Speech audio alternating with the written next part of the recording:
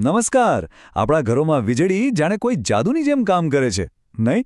બસ એક સ્વિચ દબાવો અને તરત જ બલ્બ ચાલુ, પંખો ચાલુ. પણ ક્યારે એવું વિચાર્યું છે કે આ જાદુ પાછળનું અસલી વિજ્ઞાન શું છે? તો ચાલો આજે આપણે આ જ જાદુના રહસ્યને જરા નજીકથી સમજીએ. આ અનુભવ તો આપણા બધા સાથે થયો જ હશે, ખરું ને?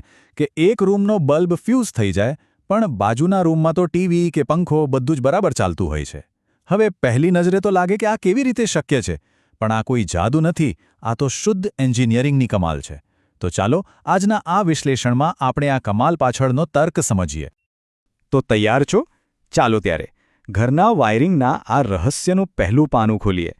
આની પાછળ એક ખૂબ જ સરળ પણ એટલો જ શક્તિશાળી સિદ્ધાંત કામ કરે છે, જે આપણી જિંદગીને આટલી બધી સુવિધાજનક બનાવે છે. અને આ રહસ્યમય સિદ્ધાંતનું નામ છે સમાંતર જોડાણ, જેને આપણે અંગ્રેજીમાં પેરેલલ કનેક્શન કહીએ છીએ. જરા કલ્પના કરો કે એક મોટો હાઈવે છે, જ્યાં દરેક ગાડી માટે પોતાની અલગ લેન છે. એટલે દરેક ગાડી બીજી કોઈ ગાડીને ડિસ્ટર્બ કર્યા વગર પોતાની મંઝિલ સુધી આરામથી પહોંચી શકે છે. બસ આપણા ઘરમાં વીજળી પણ આ જ રીતે દરેક ઉપકરણ સુધી પહોંચે છે. આને સમજવાની બીજી પણ ખૂબ સરળ રીત છે. વિચારો કે મુખ્ય પાવર લાઇન એક મોટી નદી જેવી છે, અને ઘરમાં દરેક પંખા, લાઇટ કે ટીવી સુધી જતો વાયર એ નદીની નાની નાની શાખાઓ છે. હવે માની લો કે કોઈ એક શાખામાં પથ્થર કે કચરો આવી જાય અને પાણી અટકી જાય, તો શું આખી નદી બંધ થઈ જશે? ના, બીજી બધી શાખાઓમાં તો પાણીનો પ્રવાહ ચાલુ જ રહેશે. બસ આપણા ઘરનું વાયરિંગ બરાબર આ જ રીતે કામ કરે છે. પણ સવાલ એ છે કે એન્જિનિયરોએ આ જ પદ્ધતિ કેમ પસંદ કરી હશે? શું કારણ છે કે આ સિસ્ટમ આટલી ખાસ છે? ચાલો હવે જાણીએ તેના કેટલાક જબરદસ્ત ફાયદાઓ વિશે. જુઓ, મુખ્યત્વે આ 4 ફાયદાઓ છે જે આપણા ઘરને સ્માર્ટ અને સુરક્ષિત બનાવે છે. સ્વતંત્ર સંચાલન, સમાન વોલ્ટેજ, ઓછો અવરોધ અને સાધનોનું રક્ષણ. આ દરેક મુદ્દો આપણી રોજિંદી સુવિધા માટે ખૂબ જ મહત્વનો છે. ચાલો સૌથી પહેલા અને સૌથી મોટા ફાયદાની વાત કરીએ. આ જુઓ, અહીં પંખો અને બલ્બ બંને પોતપોતાના અલગ રસ્તે વીજળી મેળવી રહ્યા છે. બધું બરાબર ચાલી રહ્યું છે. પણ અચાનક દડામ! બલ્બ ફ્યુઝ થઈ ગયો. પણ શું પંખાને કોઈ ફરક પડ્યો? ના, બિલકુલ નહીં. એ તો હજુ પણ પોતાની મસ્તીમાં ફરે છે. આ જ તો છે સમાંતર જોડાણનો અસલી કમાલ. એક ઉપકરણ બંધ થવાથી બીજા પર કોઈ અસર નહીં. હવે વાત કરીએ બીજા મોટા ફાયદાની, સમાન વોલ્ટેજ. સમાંતર જોડાણમાં દરેક ઉપકરણને પાવર સોર્સમાંથી પૂરેપૂરો અને એક સરખો વોલ્ટેજ મળે છે.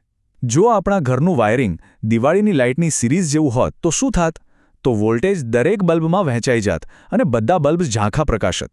પણ અહીં એવું નથી. અહીં દરેકને પૂરો પાવર મળે છે. એટલે જ તો પંખો પૂરી સ્પીડથી ફરે છે અને બલ્બ પૂરા જોશથી પ્રકાશે છે. પણ દરેક સિક્કાની બે બાજુ હોય છે, બરાબર ને? જ્યાં આટલા બધા ફાયદા હોય ત્યાં થોડી મર્યાદાઓ અને જોખમો પણ હોય જ છે. તો ચાલો હવે આપણે આ સિસ્ટમની કેટલીક નબળાઈઓ પર પણ એક નજર નાખીએ. તો આ સિસ્ટમની મુખ્ય 3 મર્યાદાઓ છે. પહેલું તો વાયરિંગ થોડું જટિલ બની જાય છે, કારણ કે દરેક ઉપકરણ માટે અલગ રસ્તો બનાવવો પડે છે. એટલે દિવાલોની અંદર વાયરનું એક આખું જાળું રચાય છે. બીજું, પાવર સોર્સ પર ક્યારેક વધુ પડતો લોડ આવી શકે છે. અને ત્રીજું, અમુક સંજોગોમાં ઊર્જાનો વ્યય પણ થઈ શકે છે. હવે એક ખૂબ જ મહત્વનો સવાલ. જ્યારે ઘરમાં એસી, ગીઝર, માઇક્રોવેવ અને વોશિંગ મશીન જેવા ભારે પાવરવાળા ઉપકરણો એક જ સમયે ચાલુ કરવામાં આવે, ત્યારે શું થાય છે? ત્યારે થાય એવું કે આપણી મુખ્ય નદી એટલે કે પાવર સોર્સમાંથી ખેંચાતો કુલ વીજળીનો પ્રવાહ, જેને આપણે કરંટ કહીએ છીએ, તે અચાનક ખૂબ વધી જાય છે, કારણ કે દરેક ઉપકરણ પોતાનો હિસ્સો માંગે છે. આનાથી મુખ્ય લાઇન પર જબરદસ્ત દબાણ આવે છે. અને આ જ કારણ છે કે ક્યારેક ઓવરલોડ થવાથી આપણા ઘરની એમસીબી ટ્રિપ થઈ જાય છે, એટલે કે પડી જાય છે.